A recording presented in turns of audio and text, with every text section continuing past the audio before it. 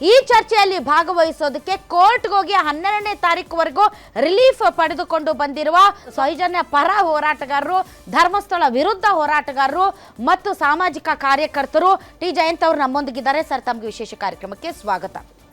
All right Jayant ಅವರೇ, ಸಾಕಷ್ಟು ಪ್ರಶ್ನೆಗಳಿವೆ ನಿಮ್ಮನ್ನ ಕೇಳೋದಕ್ಕೆ. ಬಟ್ ಇವತ್ತಿನ ಲೇಟೆಸ್ಟ್ ಡೆವಲಪ್ಮೆಂಟ್ ಏನು ಅನ್ನೋದನ್ನ ಜನರ ಮುಂದೆ ಇಟ್ಟು ಆಮೇಲೆ ನಿಮ್ಮ ಜೊತೆ ನಾನು ಮಾತಾಡ್ತೀನಿ. ಹಾಗಾದ್ರೆ ಇವತ್ತಿನ ಲೇಟೆಸ್ಟ್ ಡೆವಲಪ್ಮೆಂಟ್ ಏನು ಬರ್ತಾ ಇದೆ? Breaking news.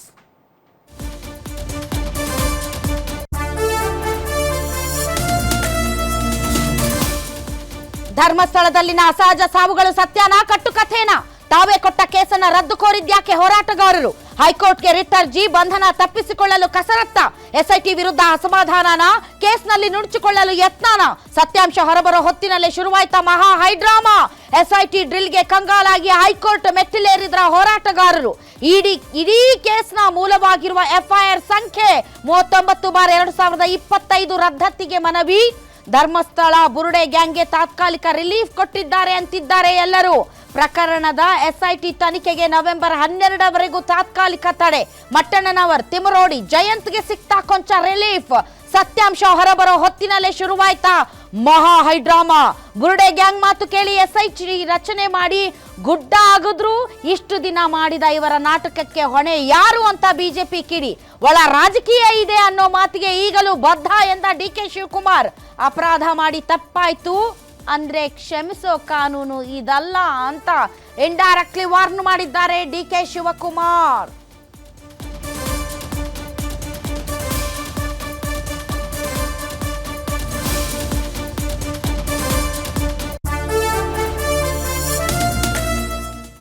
ದೇಹದಲ್ಲಿ ಬ್ಯಾಡ್ ಕೊಲೆಸ್ಟ್ರಾಲ್ ಜಾಸ್ತಿ ಆದಾಗ ಹಾರ್ಟ್ ಅಟ್ಯಾಕ್ ಆಗೋ ಚಾನ್ಸಸ್ ಜಾಸ್ತಿ. ಇತ್ತೀಚೆಗಂತೂ ಸಿಕ್ಕಾಪಟ್ಟೆ ನ್ಯೂಸ್ನ ಕೇಳ್ತಾನೆ ಇದ್ದೀವಿ. ಸೊ ಬ್ಯಾಡ್ ಕೊಲೆಸ್ಟ್ರಾಲ್ನ ಕಮ್ಮಿ ಮಾಡೋದಕ್ಕೆ ಉತ್ತಮವಾದ ಆಹಾರ ತುಂಬ ಇಂಪಾರ್ಟೆಂಟು. ಜೀನಿ ಸ್ಲಿಮ್ ಯೂಸ್ ಮಾಡಿ.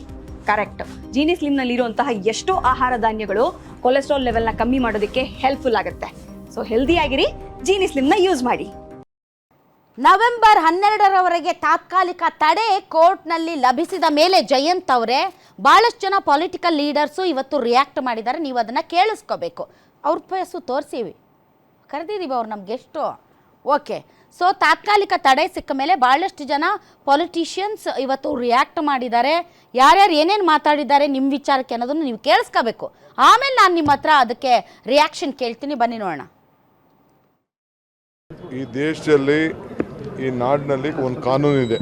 ಎಷ್ಟೆಷ್ಟು ಒಂದು ವ್ಯಕ್ತಿ, ಕುಟುಂಬ, ಸಂಸ್ಥೆ ಡ್ಯಾಮೇಜ್ ಮಾಡೋಕ್ಕೆ ಸಾಧ್ಯನೋ ಡ್ಯಾಮೇಜ್ ಮಾಡಿದ್ದಾರೆ. ಈಗ ನನಗೆ ತಿಳಿದಂಥ, ನನಗಿರೋ ಸರ್ಕಾರಿ ಮಾಹಿತಿ ಬಗ್ಗೆ ನಾನು ಮಾತಾಡಲಿಲ್ಲ. ಆ್ಯಸ್ ಎ ಪರ್ಸ್ನಲ್ ನನಗೂ ಗೊತ್ತಿರೋಂಥ ವಿಚಾರ, ಧರ್ಮಸ್ಥಳದಲ್ಲಿ ಏನು ನಡೀತಾ ಇದೆ, ಅವರ ಯಾವ ಸಂಪ್ರದಾಯದಲ್ಲಿ ಬೆಳೆದಿದ್ದಾರೆ, ಅವರ ಪದ್ಧತಿ ಏನು, ಇದೆಲ್ಲ ನಾನು ನಮ್ಮದೇ ಆದಂಥ ಅನೇಕ ಅನುಭವದಿಂದ ನಾನು ಮಾತಾಡಿದ್ದೀನಿ. ಏಕೆಂದರೆ ಅವರ ವ್ಯಕ್ತಿತ್ವನೇ ಬೇರೆ. ಸೊ ಆ ಸಂಸ್ಥೆಗೆ ಡ್ಯಾಮೇಜ್ ಆಗ್ತಾ ಇತ್ತಲ್ಲ ಅನ್ನೋದು ನಮಗೆ ಭಾಳ. ಏಕೆಂದರೆ ಧರ್ಮಸ್ಥಳ ಅಂತ ಹೆಸರು ಬರಬೇಕಾದ್ರೆ ಅದಕ್ಕೆ ದೊಡ್ಡ ಇದೆ. ಮಂಜುನಾಥ ಮಾತು ಬಿಡಲ್ಲ, ಮಾತು ಬಿಡದ ಮಂಜುನಾಥ, ಕಾಸು ಬಿಡದ ತಿಮ್ಮಪ್ಪ. ಅರ್ಕೆ ಅಲ್ಲಿ ಕಟ್ಕೊಂಡ್ರೆ ಕಾಸು ಬಿಡೋಂಗಿಲ್ಲ, ಇಲ್ಲಿ ಮಾತು ಕೊಟ್ಟರೆ ತಪ್ಪಂಗಿಲ್ಲ. ಆ ಪದ್ಧತಿಯಲ್ಲಿ ನಡ್ಕೊಂಡು ಹೋಗ್ತಾ ಇದ್ದಲ್ಲಿ ಯಾವುದೂ ಸಮಸ್ಯೆ ಇಲ್ಲ ಅನ್ನೋದು ನನ್ನ ನಂಬಿಕೆ. ಇಂಟರ್ನಲ್ ಫೈಟ್ SITನವರು ಏನು ಮಾಹಿತಿಯನ್ನು ಸಂಗ್ರಹಣೆ ಮಾಡಿದ್ದಾರೆ ಅದನ್ನೆಲ್ಲವನ್ನು ಕೂಡ ಸಂದರ್ಭ ಬಂದಾಗ ಕೋರ್ಟಿಗೆ ಹೇಳ್ತಾರೆ. ಕೋರ್ಟಿಗೆ ಅವ್ರು ಹೋಗಬಾರ್ದು ಅಂತ ನಾವು ತಡೆಯೋಕ್ಕಾಗೋದಿಲ್ಲ. ಆದರೆ ಅವ್ರಿಗೆ ಹೋದಂಥ ಸಂದರ್ಭದಲ್ಲಿ ಕೋರ್ಟಿಗೆ ಏನು ಮಾಹಿತಿ ಕೊಡಬೇಕು SITನವ್ರು ಕೊಡ್ತಾರೆ. ಯಾಕೆಂದರೆ ಅನೇಕ ವಿಚಾರಗಳು ಬೇರೆಯವರಿಗೆ ಯಾರಿಗೂ ಗೊತ್ತಿರೋದಿಲ್ಲ. SIT ಅವ್ರಿಗೆ ಬಿಟ್ಟು ಬೇರೆಯವ್ರಿಗೆ ಯಾರಿಗೂ ಗೊತ್ತಿರೋದಿಲ್ಲ. ಅದನ್ನು ಕೋರ್ಟ್ ಮುಂದೆನೇ ಹೇಳ್ತಾರೆ ಅವರು. ತನಿಖೆ ಆಗುವಂಥದ್ದು ಇಷ್ಟು ದೊಡ್ಡ ಮಟ್ಟದಲ್ಲಿ ಸುದ್ದಿಯಾಗಿರ್ತಕ್ಕಂಥ ಒಂದು ಆರೋಪವನ್ನು ಅವರೆಲ್ಲ ಮಾಡಿದರು.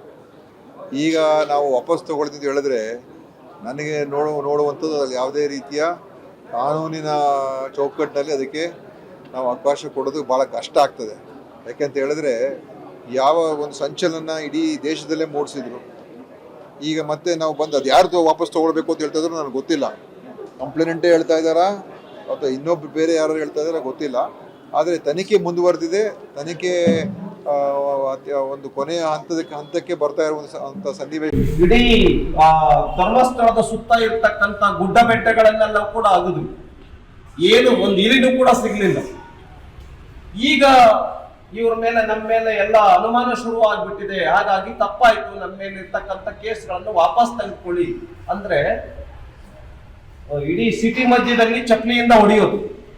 ತಪ್ಪಾಯ್ತು ಅಂತ ಕ್ಷಮೆ ಕೇಳು. ಈ ತರ ತಪ್ಪಾಯ್ತು ಅಂತ ಕ್ಷಮೆ ಕೇಳ್ತಕ್ಕಂಥ ಈ ಗ್ಯಾಂಗ್ ಏನಿದೆ ಇದರ ಮೇಲೆ ಸರ್ಕಾರ ಕ್ರಮವನ್ನ ತೆಗೆದುಕೊಳ್ಬೇಕು. ಗಂಭೀರವಾಗಿ ಈ ಸರ್ಕಾರ ಈ ಒಂದು ಪ್ರಕರಣವನ್ನ ತೆಗೆದುಕೊಂಡು ಇವರ ಮೇಲೆ ಹೊಸ ಸೆಕ್ಷನ್ಗಳಲ್ಲಿ ಏನು ಕೇಸ್